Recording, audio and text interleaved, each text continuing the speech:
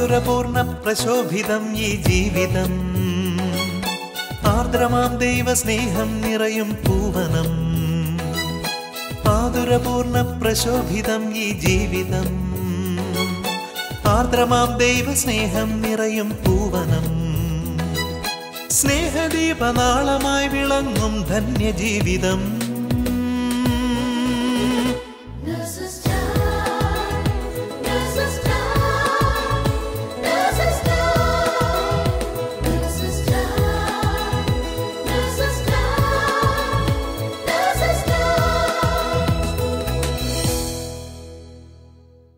ഈശോ മിശിഹായ്ക്ക് സ്തുതിയായിരിക്കട്ടെ.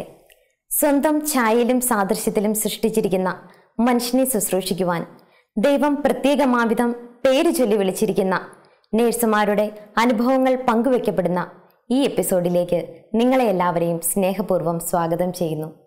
സൗഖ്യവും സമാധാനവും ഹൃദയത്തിൽ നിറച്ചു തരുന്ന തിരുവചനം നേഴ്സുമാരുടെ ഹൃദയങ്ങളിൽ നിറഞ്ഞു കഴിയുമ്പോൾ തങ്ങളുടെ ശുശ്രൂഷാ ജീവിതത്തിൽ എത്രയെത്ര അത്ഭുതങ്ങൾ പ്രവർത്തിക്കുവാൻ നമുക്ക് സാധിക്കുമല്ലേ. ഇപ്രകാരം ശുശ്രൂഷാ ജീവിതം നയിക്കുന്ന കുവൈറ്റ് മിനിസ്ട്രിയിലെ റെജി സിസ്റ്ററിനെ നമുക്ക് ശ്രവിക്കാം. ഈശോ മിശിഹായ്ക്ക് സ്തുതിയായിരിക്കട്ടെ. വിശുദ്ധരാകാൻ വിളിക്കപ്പെട്ടിരിക്കുന്ന ലോകമെമ്പാടുമുള്ള എല്ലാ നേഴ്സുമാർക്കും ഈശോയുടെ സ്നേഹവും സമാധാനവും ആശംസിക്കുന്നു. മത്തായിയുടെ സുവിശേഷം 16-ാം അധ്യായം 24-ാം വാക്യത്തിൽ നാം ഇപ്രകാരം വായിക്കുന്നു: യേശു ശിഷ്യന്മാരോട് അരുളി ചെയ്തു, ആരെങ്കിലും എന്നെ അനുഗമിക്കാൻ ആഗ്രഹിക്കുന്നെങ്കിൽ അവൻ തന്നെ തന്നെ പരിത്യജിച്ച് തൻ്റെ കുരിശുമെടുത്ത് എന്നെ അനുഗമിക്കട്ടെ. Praise the lord. വിശുദ്ധരാകാനുള്ള 2 വഴികളാണ് ഈശോ നമ്മളുടെ മുന്നിൽ വയ്ക്കുന്നത്. സ്വയം പരിത്യജിക്കുക, കുരിശെടുത്ത് ഈശോയെ അനുഗമിക്കുക. നേഴ്സിംഗ് ശുശ്രൂഷ തിരഞ്ഞെടുത്തിരിക്കുന്ന നമുക്ക് ഓരോരുത്തർക്കും ഇതിന് രണ്ടിനുമുള്ള ഒരുപാട് അവസരങ്ങൾ മുന്നിൽ കണ്ടുകൊണ്ടാണ് ഈശോ ഈ കാലഘട്ടത്തിൽ വളരെ പ്രത്യേകമാം വിധം നമ്മളെ വിശുദ്ധരാകാനുള്ള വിളി നൽകി ലോകമെമ്പാടുമുള്ള നേഴ്സുമാരിലേക്ക് പരിശുദ്ധാത്മാവിൻ്റെ ഒരു വലിയ അഭിഷേകം നൽകിയിരിക്കുന്നത്. വചനത്തിൻ്റെ ആദ്യ ഭാഗം പറയുന്നു, സ്വയം പരിത്യജിക്കുക. നമുക്കറിയാം, നമ്മളെല്ലാവരും നേഴ്സിങ്ങിലേക്ക് വന്നപ്പം കൂടുതൽ പേരും ഇഷ്ടത്തോടെയാണെങ്കിലും ചിലരൊക്കെ ഉണ്ടാകും ഹൃദയപൂർവ്വം നമ്മുടെ ജോലിയെ സ്വീകരിക്കാത്തവർ. ഞാൻ ഓർക്കുന്നുണ്ട്, ആദ്യമായിട്ട് ഞാൻ all India institute of medical സയൻസസിലാണ് പഠിച്ചത്. അവിടെ നഴ്സിങ്ങിന് വേണ്ടി ചെല്ലുമ്പം അവിടെ സ്റ്റുഡൻ്റായിട്ടുള്ള വിദ്യാർത്ഥിനികൾക്ക് വേണ്ടിയുള്ള ആ ഹോസ്റ്റലിൻ്റെ അവിടെ എഴുതി വച്ചിരിക്കുന്നത് പരിചാരിക ഛാത്രാവാസ് എന്നാണ്. അന്നേരം ആ ഒരു വാക്ക് കണ്ടതോടെ അതിൻ്റെ മലയാളത്തിലുള്ള അർത്ഥം എന്ന് പറഞ്ഞാൽ പഠിക്കുന്ന നേഴ്സ് വിദ്യാർത്ഥികളുടെ ഒരു ഹോസ്റ്റൽ എന്നുള്ള അർത്ഥമാണ്. പക്ഷേ ആ വാക്ക് കണ്ടപ്പോൾ എനിക്കത് ഹൃദയത്തിൽ കുറേ വേദന തോന്നി. അതിൻ്റെ അർത്ഥം എന്ന് പറഞ്ഞാൽ ആ പ്രൊഫഷനെ ഹൃദയപൂർവ്വം ഞാൻ സ്വീകരിച്ചിരുന്നില്ല എന്നാണ്. എന്നാൽ മുന്നോട്ട് പോയപ്പോൾ സ്റ്റുഡൻറ്റ് ലൈഫ് എല്ലാം കഴിഞ്ഞ് എൻ്റെ ജോലി മേഖലയിലേക്കൊക്കെ വന്നപ്പോഴേക്കും ശരിക്കും ആ ഈശോയുടെ സ്നേഹത്തിൻ്റെ ഒരു നിറവ് അല്ലെങ്കിൽ പരിശുദ്ധാത്മാവിൻ്റെ ഒരു അഭിഷേകം ഈശോ എന്നിലേക്ക് തന്നു കഴിഞ്ഞപ്പോൾ ജോലിയെ പടിപടിയായിട്ട് ഹൃദയപൂർവ്വം സ്വീകരിക്കാനായിട്ടുള്ള ഒരു കൃപ ഈശോ തന്നു. ഒരു ചെറിയ സംഭവം എന്നെ വല്ലാതെ എൻ്റെ ഹൃദയത്തെ ഉലച്ച ഒരു സംഭവമുണ്ട്. അതായത് എൻ്റെ യൂണിറ്റിൽ ജോലി ചെയ്യുന്ന ഒരു ഡോക്ടർ ഒരു ദിവസം ഒരു രോഗിയുടെ ചെരുപ്പ് അദ്ദേഹത്തിൻ്റെ കയ്യിലെടുത്ത് ആ ചെരുപ്പ് കാലുകളിൽ ഇടിച്ചു കൊടുക്കുന്നത് കണ്ട ആ രംഗം, ഒരു ഡോക്ടർ ഇത്ര എളിമപ്പെട്ട് ആ രംഗം എന്തോ എൻ്റെ ഉള്ളിൽ വലിയൊരു ചലനം സൃഷ്ടിച്ചു. ഞാനിങ്ങനെ ചിന്തിച്ച്, ഒരു ഡോക്ടറുടെ സ്നേഹം നിറഞ്ഞ ഈ പ്രവൃത്തി എൻ്റെ ഹൃദയത്തിൽ ഇത്രമാത്രം ചലനങ്ങൾ ഉണ്ടാക്കാമെങ്കിൽ നേഴ്സിംഗ് എന്ന് പറയുന്ന ആ പ്രൊഫഷൻ എൻ്റെ ശുശ്രൂഷാ മേഖലയിൽ ഞാൻ സ്നേഹപൂർവ്വം ഓരോ പ്രവൃത്തിയും ചെയ്തു തുടങ്ങിയാൽ എത്രത്തോളം സ്നേഹം, എത്രത്തോളം കൃപ, എത്രത്തോളം ദൈവിക ജീവൻ മറ്റുള്ളവരിലേക്ക് പകർന്നു കൊടുക്കാൻ സാധിക്കും. അന്ന് മുതൽ എനിക്കൊരു വലിയ ഹൃദയത്തിലൊരു എരിവായിരുന്നു. എൻ്റെ ജോലിയെ ഹൃദയപൂർവ്വം സ്നേഹിച്ച് സ്വീകരിച്ച് മുന്നോട്ട് പോയപ്പം ശരിക്കും ഒരു ആത്മാഭിമാനമുണ്ട് ഒരു നേഴ്സ് എന്ന് പറയുന്നതിൽ. ഇപ്പം ആരെങ്കിലും നേഴ്സെന്ന് വിളിച്ചാൽ ഒരു സമയത്ത് എനിക്ക് ഇച്ചിരി ഹൃദയത്തിൽ അത്ര ഹാപ്പി അല്ലായിരുന്നു വിളിയെ സ്വീകരിക്കാൻ. എന്നാൽ ഇന്നൊരു നേഴ്സെന്ന് വിളിക്കുമ്പോൾ ശരിക്കും അഭിമാനത്തോടെ യെസ് എന്ന് പറയാനുള്ള ഒരു നല്ല മനസ്സ് ഈശോ തന്നു. പ്രിയപ്പെട്ടവരെ, ആ നമ്മുടെ ജോലിയെ ഹൃദയപൂർവ്വം സ്വീകരിക്കുക എന്ന് പറയുന്നത് തന്നെ വിശുദ്ധ ജീവിതത്തിലേക്കുള്ള ഒരു പടിയാണ് അല്ലേ? അങ്ങനെ ഹൃദയപൂർവ്വം സ്വീകരിച്ചാൽ മാത്രമേ നമുക്ക് മുന്നോട്ട് പോകാൻ, അല്ലെങ്കിൽ ആ ജോലി നമ്മുടെ മുമ്പിൽ വെക്കുന്ന ചെറുതും വലുതുമായ വെല്ലുവിളികളെ, അല്ലെങ്കിൽ ഈശോയെ അനുഗമിക്കാൻ കിട്ടുന്ന അവസരങ്ങളെ, അല്ലെങ്കിൽ ഈശോയുടെ സ്നേഹം പങ്കുവെക്കാനായിട്ട് നമുക്ക് തരുന്ന സാഹചര്യങ്ങളെയൊക്കെ കൃപയോടെ അഭിമുഖീകരിക്കാൻ നമുക്ക് സാധിക്കുകയുള്ളൂ. വീണ്ടും നമുക്ക് വചനത്തിലേക്ക് കടന്നു വരാം. സ്വയം പരിത്യജിക്കുക.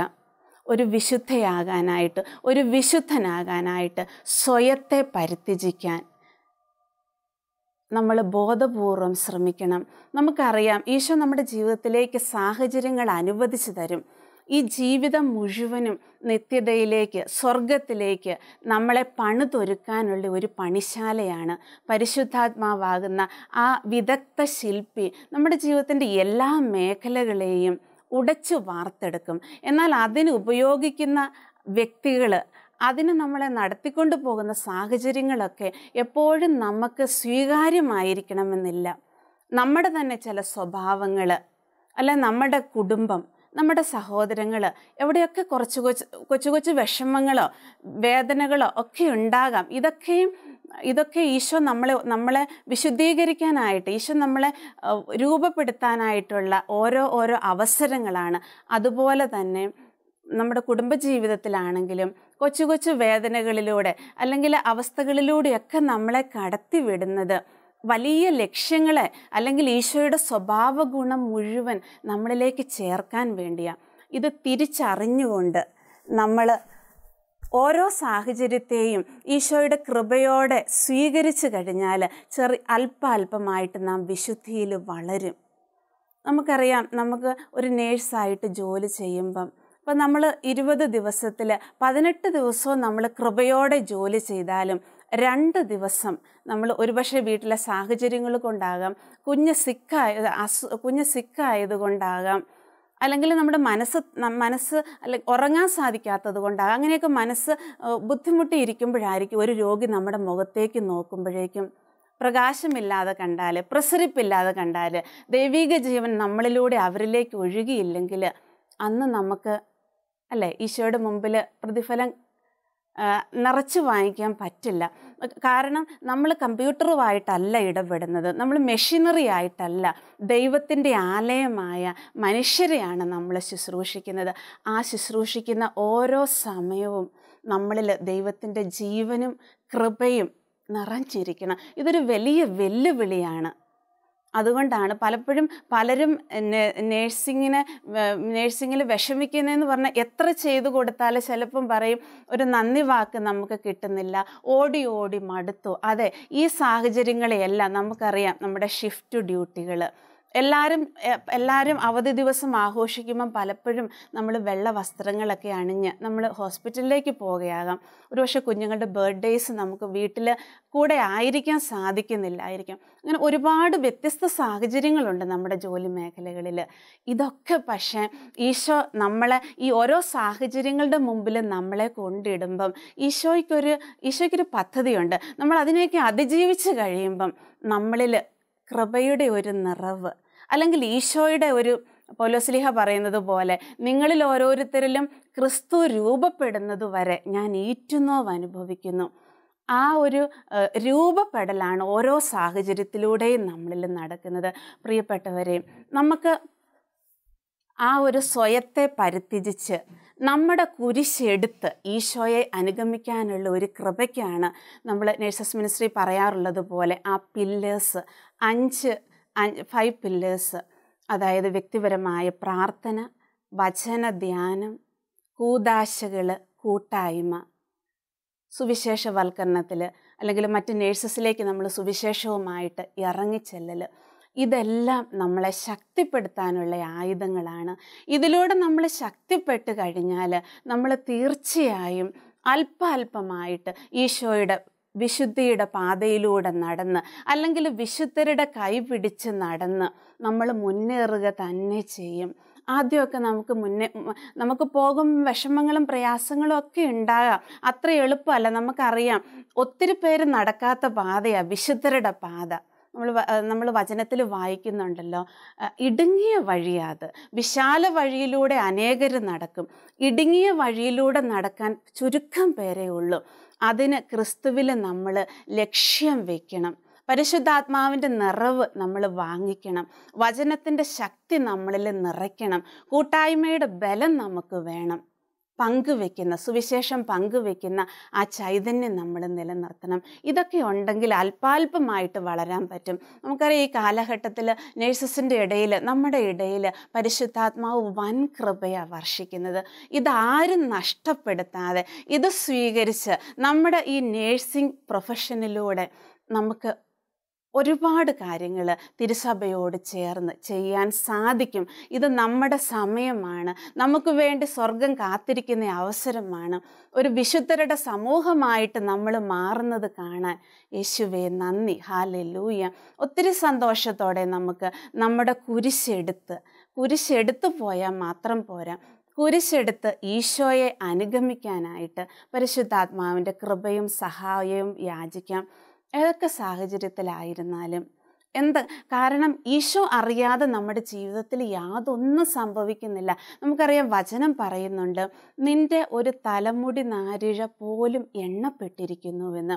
മാറ്റപ്പെടാത്ത വചനം ഇത് പറയുന്നുണ്ടെങ്കിൽ നമുക്ക് വേണ്ടി മാതാപിതാക്കളെ തിരഞ്ഞെടുത്തത് മുതൽ, നമുക്ക് വേണ്ടി ഒരു കുടുംബം ദൈവം തിരഞ്ഞെടുത്തത് മുതൽ, നമ്മൾ നടക്കേണ്ട മുഴുവൻ പാതയും നേരത്തെ നിശ്ചയിക്കപ്പെട്ടിരിക്കുന്നതാണ്.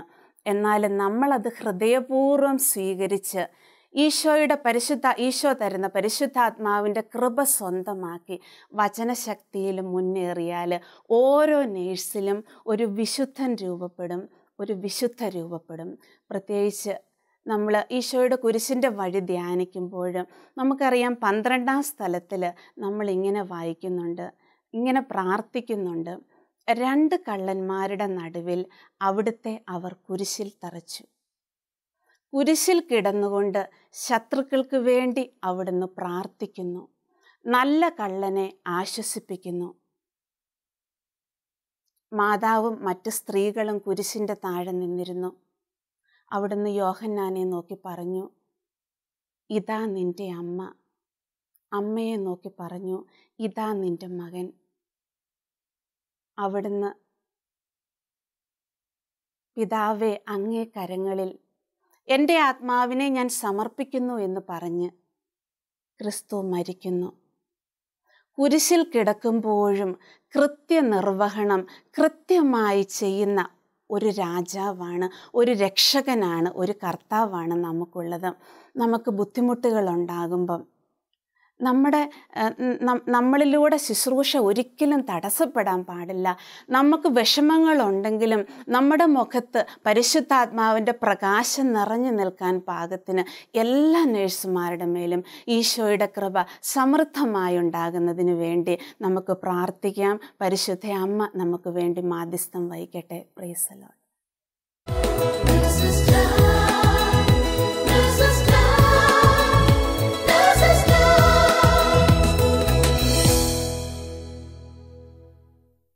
നഴ്സിംഗിലേക്കുള്ള നമ്മുടെ വിളിയുടെ മാഹാത്മ്യത്തെപ്പറ്റിയും വിശുദ്ധിയിലൂടെ ജീവിതം നയിക്കുന്നതിനെ പറ്റിയും റെജിമോൾ സിസ്റ്ററിലൂടെ യേശു നമ്മോട് സംസാരിച്ചതിനെ ഓർത്ത് നമുക്ക് നന്ദി പറയാം. ഇനി നമുക്ക് നമ്മുടെ ഇടയിലുള്ള ചില നേഴ്സുമാരുടെ സാക്ഷ്യങ്ങൾ ശ്രവിക്കാം. Price the Lord. എൻ്റെ പേര് റീനി. UAE അലൈൻ എന്ന സ്ഥലത്ത് ഒരു ഹോസ്പിറ്റലിൽ ജോലി ചെയ്യുന്നു. Husband Sabu Joseph. എനിക്ക് 2 മക്കളാണ്, അലീനയും ആൽവിയും. എൻ്റെ വീട് ചങ്ങനാശ്ശേരി. ഇവിടെ 2002 മുതൽ കുടുംബമായി ജീവിക്കുന്നു. എല്ലാ ബുധനാഴ്ചകളിലും മാതാവിൻ്റെ നൊവേനയുള്ളതുകൊണ്ട് ദേവാലയത്തിൽ വന്ന് ദിവ്യബലിയിലും നൊവേനയിലും സംബന്ധിച്ച് പ്രാർത്ഥിച്ച് കടന്നു പോകുന്ന നാളുകളായിരുന്നു എൻ്റേത്. അങ്ങനെയിരിക്കെ എൻ്റെ ജീവിതത്തിലെ വലിയൊരു വഴിത്തിരിവായി 2010 നേഴ്സസ് മിനിസ്ട്രിയിലേക്കുള്ള കടന്നുവരവ്. കുറച്ച് നേഴ്സുമാർ ഒന്നിച്ചിരുന്ന് ലോകമെമ്പാടുമുള്ള 2 കോടി നേഴ്സുമാർക്ക് വേണ്ടി പ്രാർത്ഥിക്കുന്ന ആ ചെറിയ കൂട്ടായ്മയിൽ ഞാനും പങ്കുചേർന്നു. അവരോടൊപ്പം സജീവമായി പ്രവർത്തിക്കുവാൻ തുടങ്ങി. ആ പ്രാർത്ഥനാ കൂട്ടായ്മയെ ചേർന്ന് അന്നു മുതൽ എൻ്റെ ജീവിതത്തിൽ ഒരുപാട് നിരവധിയായ അനുഗ്രഹങ്ങൾ തന്നെ എന്നെ അനുഗ്രഹിച്ചു. അനുഭവിച്ചറിയുവാൻ തുടങ്ങി. അങ്ങനെ ഞാൻ അനുഭവിച്ചറിഞ്ഞ 1-2 അനുഭവമാണ് നിങ്ങളുമായി പങ്കുവയ്ക്കുവാൻ ആഗ്രഹിക്കുന്നത്. എന്നെ ഈ കൂട്ടായ്മയിലേക്ക് പറഞ്ഞു വിട്ടതും എൻ്റെ ജീവിത പങ്കാളി തന്നെയായിരുന്നു. ഹോസ്പിറ്റലും വീടുമായ ഒരു ചെറിയ ലോകമായിരുന്നു എൻ്റേത്. ആ അവസ്ഥയ്ക്കൊരു മാറ്റമുണ്ടാകണമെന്ന് അദ്ദേഹം കരുതി. അങ്ങനെ ഞങ്ങളുടെ പ്രാർത്ഥനാ കൂട്ടായ്മയിൽ ആഗ്രഹിച്ച് പ്രാർത്ഥിച്ച ഒരു നൈറ്റ് വിജിലിനായി.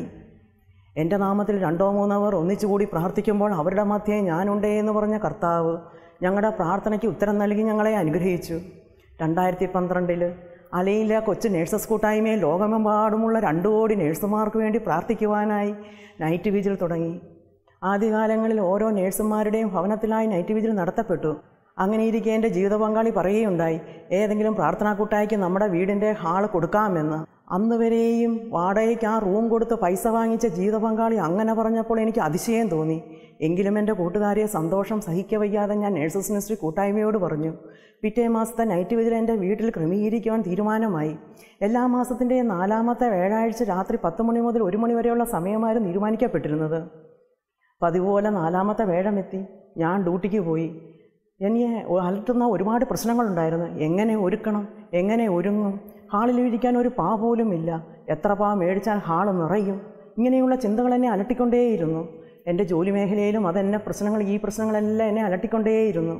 ഞാൻ ഡ്യൂട്ടി കഴിഞ്ഞ് വീട്ടിലെത്തിയപ്പോൾ എൻ്റെ വീടിൻ്റെ കാർ ഷെഡിൽ 2 വലിയ കെട്ടുകൾ കിടക്കുന്നു. കയറിട്ട് കെട്ടി മുറുകിയിട്ടിരിക്കുന്നു. ഞാൻ എൻ്റെ ജീവിത പങ്കാളിയോട് ചോദിച്ചു, അത് എവിടെ നിന്ന്, ആർ കൊണ്ടുവന്നു? ആർക്കോ വീട് മാറിപ്പോയതായിരിക്കാം, നീ എന്ത് ചെയ്യുമെന്ന്. എൻ്റെ ജീവിത പങ്കാളി എന്നോട് പറയുകയാണ്, ആർക്കും വീട് തെറ്റിപ്പോയതുമല്ല, വീട് മാറിപ്പോയതുമല്ല, അത് എൻ്റെ ഈ രാജ്യക്കാരനായ എൻ്റെ വീട്ടുടമസ്ഥൻ കൊണ്ടുവന്ന് തന്നതാണ് എന്ന്. കർത്താവ് എത്ര നല്ലവനാണ്! കർത്താവാണ് എൻ്റെ ഇടയൻ, എനിക്കൊന്നിനും കുറവുണ്ടാകുകയില്ല. പച്ചയായ പുൽത്തകിടിയിൽ അവിടെ നിന്ന് വിശ്രമം അരുളുന്നു, പ്രശാന്തമായ ജലാശയത്തിലേക്ക് അവിടെ നിന്ന് എന്നെ നയിക്കുന്നു. അതേ എൻ്റെ കൂട്ടുകാരെ എന്നെ നയിക്കുകയായിരുന്നു. ആ 2 കെട്ടുകൾ 2 പരവതാനിയായിരുന്നു. ഞാനും എൻ്റെ ഹസ്ബൻഡും കൂടി അതെടുത്ത് ഹാളിൽ വിരിച്ചു.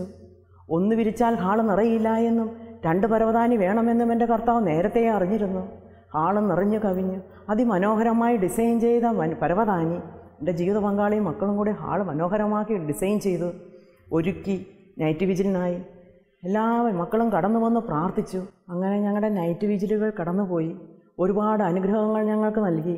ഞങ്ങളുടെ കൂട്ടായ്മയിൽ, ജോലി മേഖലയിൽ, കുടുംബജീവിതത്തിലും പ്രാർത്ഥനാ ജീവിതത്തിലെല്ലാം ഞങ്ങളെ ഒരുപാട് അനുഗ്രഹിച്ചു. എൻ്റെ കൂട്ടുകാരെ, ഇന്ന് ഞങ്ങളുടെ നൈറ്റ് വിജിൽ എവിടെയാണെന്ന് അറിയാമോ?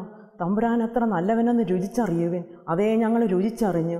ദേവാലയത്തിലാണ് ഇന്ന് ഞങ്ങളുടെ നൈറ്റ് വിജിൽ നടക്കുന്നത്. അതും ആരാധനയുടെ മുമ്പിൽ 40-നും 50-നും ഇടയിൽ നേഴ്സുമാർ വന്ന് ലോകമെമ്പാടുമുള്ള 2 കോടി നേഴ്സുമാർക്ക് വേണ്ടി ആരാധിച്ച് പ്രാർത്ഥിക്കുന്ന ആരാധനയുടെ മുമ്പിലിരുന്നാണ് ഞങ്ങളുടെ ഇന്നത്തെ നൈറ്റ് വിജിൽ. എൻ്റെ കുടുംബജീവിതത്തിലും ജപമാല ചെല്ലുന്നതിൽ ഒരുപാട് തടസ്സങ്ങളുണ്ടായിരുന്നു. പൂർത്തീകരിക്കാൻ പറ്റാത്ത സാഹചര്യങ്ങളായിരുന്നു. അങ്ങനെ എനിക്ക് കുംസാരിച്ച് ഒരുങ്ങണമെന്ന് ഞാൻ കരുതി. കുംസാരിച്ച് ഒരുങ്ങി വൈദികൻ്റെ അടുത്ത്. പിന്നീട് വൈദികനുമായി എൻ്റെ ഈ വിഷമം ഞാൻ ഷെയർ ചെയ്തു. എൻ്റെ പ്രാർത്ഥിക്കാൻ പറ്റാത്ത അവസ്ഥ, ജപമാല ചൊല്ലി പഠിക്കാൻ പറ്റാത്ത അവസ്ഥ, കുടുംബജീവിതത്തിൽ ജപമാല പൂർത്തീകരിക്കാൻ പറ്റാത്ത ബുദ്ധിമുട്ടുകളും എല്ലാം ഷെയർ ചെയ്തു. എന്നോട് പ്രാർത്ഥിച്ചതിന് ശേഷം എന്നോട് പറഞ്ഞു, മഹിമയുടെ 5-ാം രഹസ്യം ചൊല്ലി കാഴ്ചവെക്കുക എന്ന്. എൻ്റെ കൂട്ടുകാരെ, എനിക്ക് മഹിമയുടെ രഹസ്യം അറിയില്ലായിരുന്നു. അറിയാവുന്ന രഹസ്യം ചൊല്ലി ഞാൻ തമ്പുരാന് കാഴ്ചവെച്ചു. അതിനുശേഷം വീട്ടിൽ മടങ്ങിയെത്തിയ ഞാൻ മഹിമയുടെ രഹസ്യം ചൊല്ലി വീണ്ടും ഞാൻ കാഴ്ചവെച്ചു. പതിവ് പോലെ സെപ്റ്റംബർ 30-ാം തീയതി ഞാൻ ഉറങ്ങുവാൻ കിടന്നു. അന്ന് രാത്രിയിൽ മാതാവ് എന്നോടൊപ്പം ഇരുന്ന് തൻ്റെ പുത്രൻ്റെ ജീവിതം മുഴുവൻ ജപമാലയിലൂടെ കാണിച്ച് പഠിപ്പിച്ചു തന്നു. ജപമാല പഠിച്ചു കഴിഞ്ഞപ്പോൾ നേരം വെളുത്തു. ഒരു നിമിഷം എന്താ സംഭവിച്ചത് എന്ന് എനിക്ക് മനസ്സിലായില്ല. പിന്നീട് ഞാൻ ജപമാല പുസ്തകം കയ്യിലെടുത്തു. സന്തോഷത്തിൻ്റെ 5 രഹസ്യവും പറഞ്ഞതിന് ശേഷം ജപമാല പുസ്തകം നോക്കിയപ്പോൾ എല്ലാം ശരി തന്നെ. അതുപോലെ ദുഃഖത്തിൻ്റെയും മഹിമയുടെയും എല്ലാ രഹസ്യങ്ങളും പറഞ്ഞതിന് ശേഷം പുസ്തകം നോക്കി, എല്ലാം ശരി തന്നെ. പ്രകാശത്തിൻ്റെ രഹസ്യം എനിക്ക് ഒന്നുമേ അറിയില്ലായിരുന്നു, അതും പറഞ്ഞു നോക്കി, എല്ലാം ശരി തന്നെ. എനിക്ക് അതിശയം തോന്നി. എനിക്ക് വിശ്വസിക്കാൻ സാധിച്ചില്ല. ഞാൻ വീണ്ടും ഇങ്ങനെ ജപമാല പുസ്തകം പിടിച്ചുകൊണ്ടിരുന്നു. അങ്ങനെ ഇരിക്കെ എൻ്റെ ജീവിത പങ്കാളി വന്ന് പറയുകയാണ്, എന്ത് സ്വപ്നം കണ്ടിരിക്കുകയാണ്. ഡ്യൂട്ടിയില്ലേ ഇന്ന്, കുട്ടികൾക്ക് സ്കൂളിൽ പോകണം, ഒന്നും ഉണ്ടാക്കുന്നില്ലേ എന്ന്. അപ്പോഴാണ് എനിക്ക് സുബോധം വീഴുന്നത്. ജീവിത പങ്കാളിയുമായി നടന്ന കാര്യങ്ങളെല്ലാം ഞാൻ ഷെയർ ചെയ്തു. എൻ്റെ കൂട്ടുകാരെ, ഞാൻ എൻ്റെ സഹായകനെ അയക്കും. എൻ്റെ സഹായകൻ വന്നു കഴിയുമ്പോൾ നിങ്ങളെ എല്ലാ കാര്യങ്ങൾ പഠിപ്പിക്കുകയും പഠിപ്പിച്ചവയെല്ലാം ഓർമ്മിപ്പിക്കുകയും ചെയ്യുന്നത് എത്ര അർത്ഥവത്താണെന്ന് അന്ന് എനിക്ക് മനസ്സിലായി. എന്നെ കേട്ടുകൊണ്ടിരിക്കുന്ന എൻ്റെ കൂട്ടുകാരെ, നിങ്ങളിൽ ആർക്കെങ്കിലും പ്രാർത്ഥിക്കുവാൻ ഏതെങ്കിലും ബുദ്ധിമുട്ടുകളുണ്ടെങ്കിൽ, പ്രാർത്ഥനാ ജീവിതത്തിൽ മടിപ്പോ ഉറക്കമോ ക്ഷീണമോ തളർച്ചയോ ഉണ്ടെങ്കിൽ, ജപമാല ചെല്ലാൻ പറ്റാത്ത അവസ്ഥയുണ്ടെങ്കിൽ, ക്ഷമിക്കാനുള്ളവരോട് ക്ഷമിച്ച് നല്ല കുംസാരം നടത്തി പാപങ്ങളെല്ലാം തൂത്തുമായിച്ച് നല്ല വെണ്മയുള്ളൊരു ഹൃദയമാക്കി പരിശുദ്ധാത്മാവിനോട് പ്രാർത്ഥിക്കുക. പരിശുദ്ധാത്മാവിനാന്ന് പറഞ്ഞാൽ പരിശുദ്ധ അമ്മയോട് മധ്യസ്ഥം വഹിക്കുക. അവിടുന്ന് നമ്മളെ പഠിപ്പിക്കും, അവിടുന്ന് നമ്മുടെ കൂടെ ഇരുന്ന് നമ്മളെ അനുഗ്രഹിക്കും. അതിനായി ഈശോ എല്ലാവരെയും അനുഗ്രഹിക്കട്ടെ. Price the Lord.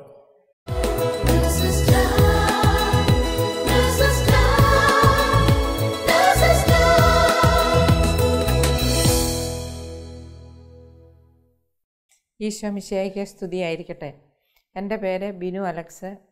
ഞാൻ കുടുംബമായിട്ട് UAE താമസിക്കുന്നു. എനിക്ക് 3 കുട്ടികളാണ്. 2 കുട്ടികൾ നാട്ടിൽ പഠിക്കുന്നു. ഇളയ കുട്ടി ഞങ്ങളുടെ കൂടെ ഇവിടെ ഉണ്ട്. ഞാൻ UAE നേഴ്സായിട്ട് വർക്ക് ചെയ്യുന്നു. യാക്കോബുസ്ലീഹയുടെ ലേഖനം 4-ാം അധ്യായം 8-ാം വാക്യം പറയുന്നു, ദൈവത്തോട് ചേർന്ന് നിൽക്കുവിൻ, അവിടുന്ന് നിങ്ങളോടും ചേർന്ന് നിൽക്കും. ആ ഒരു വചനം എൻ്റെ ജീവിതത്തിൽ അന്വർത്ഥമായതിനെ പറ്റിയുള്ള ഒരു സാക്ഷ്യമാണ് ഞാനിന്ന് നിങ്ങളുടെ മുൻപിൽ പങ്കുവയ്ക്കുന്നത്. ഈ സംഭവം നടക്കുന്നത് 2014 ഏപ്രിൽ 1-ാം തീയതിയാണ്. അത് ഒരു ചൊവ്വാഴ്ചയായിരുന്നു. നേഴ്സസ് മിനിസ്ട്രി എന്നുള്ള ചെയിൻ പ്രയർ എല്ലാ ബുധനാഴ്ചയും അറേഞ്ച് ചെയ്യുന്നത് ഞാനായിരുന്നു. അപ്പോൾ അന്ന് പതിവ് പോലെ ഈവനിങ് ഡ്യൂട്ടിക്ക് പോയി. വാർഡ് ക്വയറ്റ് ആയിരുന്നത് കൊണ്ട് 1-2 പേരെ വിളിച്ച് അവരുടെ ടൈം കൊടുക്കേണ്ടതുണ്ടായിരുന്നു. അത് ഞാൻ ചെയ്തു കൊടുത്തു. അതിനുശേഷം ഏകദേശം ഒരു 8 മണിയോടുകൂടി എനിക്ക് ചെസ്റ്റിൽ എന്തോ ഒരു അസ്വസ്ഥത അനുഭവപ്പെടാൻ തുടങ്ങി. ഞാൻ പെട്ടെന്ന് സൂപ്പർവൈസറെ വിളിച്ചു. എമർജൻസിയിൽ പോകുവാനുള്ള പെർമിഷൻ എടുത്തു. പെർമിഷൻ വാങ്ങിയതിന് ശേഷം ഞാൻ ചേഞ്ചിങ് റൂമിൽ പോയി യൂണിഫോം ചേഞ്ച് ചെയ്യാൻ നിൽക്കുമ്പോൾ പെട്ടെന്ന് എൻ്റെ മനസ്സിൽ ആരോ പറയുന്നു, നീ ഇവിടെ നിൽക്കരുത്, നീ തിരിച്ച് ഓടി ഡ്യൂട്ടി റൂമിലേക്ക് ചെല്ലുക എന്ന്. ഞാൻ അതനുസരിച്ച് ഡ്യൂട്ടി റൂമിലേക്ക് ഓടി അവിടെ ചെന്ന് ചെയറിലിരുന്നു. എൻ്റെ കൂടെയുള്ള കുട്ടിയോട് ഞാൻ പറഞ്ഞു, എനിക്ക് തല കറങ്ങുന്നുവെന്ന്. ആ സമയം കൊണ്ട് ഞാൻ കൊളാപ്സായി. പക്ഷേ എൻ്റെ ഉള്ളിൻ്റെ ഉള്ളിൽ എനിക്ക് ബോധമുണ്ടായിരുന്നു. അവൾ പെട്ടെന്ന് സൂപ്പർവൈസറെ വിളിച്ച് വേറെ 2 കൂട്ടുകാരെ കൂടെ കൂട്ടി എന്നെ വീൽ ചെയറിൽ എമർജൻസിയിലേക്ക് ഓടി. അവിടെ ചെന്ന് ECG എടുത്തു. പോകുന്ന വഴിയിൽ ഞാൻ 3 നന്മ നിറഞ്ഞ മറിയം ചൊല്ലുന്നുണ്ടായിരുന്നു. ECG എടുത്തു കഴിഞ്ഞപ്പോഴാണ് അറിയുന്നത് എനിക്ക് എക്സ്റ്റെൻസീവ് MI, അതായത് ഹാർട്ട് അറ്റാക്ക്. പെട്ടെന്ന് അവർ പ്രാഥമിക ശുശ്രൂഷ ചെയ്തതിന് ശേഷം എന്നെ ICUവിലേക്ക് ഷിഫ്റ്റ് ചെയ്തു. ICUവിൽ ചെന്ന് അവിടെ വേണ്ട ട്രീറ്റ്മെൻ്റ് എല്ലാം ചെയ്തു കഴിഞ്ഞതിന് ശേഷം പിറ്റേ ദിവസം ഞങ്ങളുടെ അടുത്തുള്ള ഹോസ്പിറ്റലിലേക്ക് മാറ്റി ആൻജിയോഗ്രാമും അവിടെ വെച്ച് ആൻജിയോപ്ലാസ്റ്റിയും ചെയ്തു. ആൻജിയോഗ്രാമിൻ്റെ റിസൾട്ട് വന്നത് എനിക്ക് മെയിൻ കൊറോണറി ആർട്ടറിയിൽ 90% ബ്ലോക്ക് എന്നായിരുന്നു. ദൈവത്തിൻ്റെ വലിയൊരു സംരക്ഷണം. ഞാൻ എന്നും 91-ാം സങ്കീർത്തനം വായിക്കുന്ന ആളാണ്. അപ്പോൾ ദൈവത്തിൻ്റെ വലിയ സംരക്ഷണം ഞാൻ ഈ ഒരു സംഭവത്തിലൂടെ അനുഭവിച്ചറിയുകയായിരുന്നു.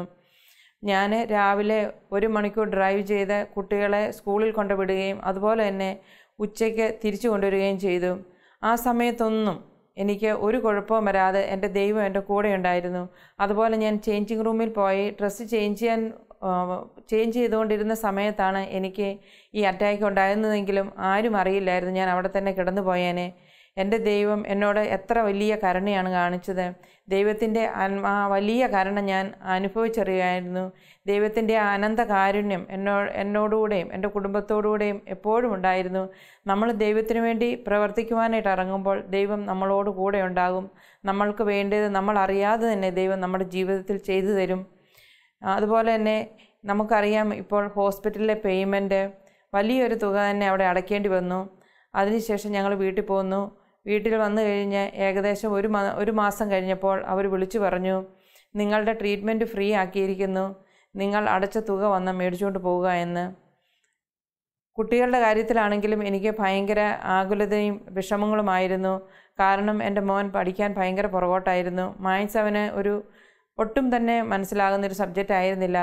എങ്കിലും നേഴ്സസ് മിനിസ്ട്രിയിലേക്ക് വന്ന് നേഴ്സസ് മിനിസ്ട്രിയോട് കൂടി പ്രാർത്ഥിക്കുകയും അതുപോലെ തന്നെ നേഴ്സസ് മിനിസ്ട്രിയുടെ എല്ലാ ബുധനാഴ്ചത്തെയും ചെയിൻ പ്രെയർ അറേഞ്ച് ചെയ്ത് കൊടുക്കുകയും അതിനോടൊപ്പം ഇരുന്ന് പ്രാർത്ഥിക്കുകയൊക്കെ ചെയ്തതിൻ്റെ ഫലമായി എൻ്റെ മോന് നല്ല മാർക്കോടുകൂടി 10ാം ക്ലാസ് പാസ്സാകുവാനും നല്ലൊരു കോളേജിൽ അഡ്മിഷൻ കിട്ടുവാനും ഇടയാക്കി. മോളാണെങ്കിൽ MCAക്ക് എൻട്രൻസ് എഴുതുന്നില്ല എന്ന് പറഞ്ഞിരിക്കുകയായിരുന്നു. നിർബന്ധിച്ച് എൻട്രൻസ് എഴുതിപ്പിച്ചു. അവൾക്കും നല്ല റാങ്കോടുകൂടി MCA പാസ്സാകുവാൻ സാധിച്ചു. ദൈവം എൻ്റെ ജീവിതത്തിൽ ചൊരിഞ്ഞ ഈ വലിയ അനുഗ്രഹത്തിന് എത്ര നന്ദി പറഞ്ഞാലും മതിയാവുകയില്ല. യേശയ്യാ പ്രവചനം 59-ാം അധ്യായം 1-ാം വാക്യം ഇപ്രകാരം പറയുന്നു: രക്ഷിക്കാനാവാത്ത വിധം കർത്താവിൻ്റെ കരം കുറുകിപ്പോയിട്ടില്ല, കേൾക്കാനാവാത്ത വിധം അവിടുത്തെ കാതുകൾക്ക് മാന്യം സംഭവിച്ചിട്ടില്ല. അതേ പ്രിയമുള്ള കൂട്ടുകാരെ, നമ്മൾ ജീവിതത്തിലെ ഏത് പ്രതിസന്ധി ഘട്ടങ്ങളിലൂടെയാണ് കടന്നു പോകുന്നതെങ്കിലും അവിടെ പ്രവർത്തിക്കുവാൻ നമ്മുടെ ഈശോയ്ക്ക് സാധിക്കും. നമുക്ക് അതിനുവേണ്ടി നമ്മുടെ ജീവിതങ്ങളെ ഈശോയ്ക്ക് വിട്ടുകൊടുക്കാം. Praise the Lord.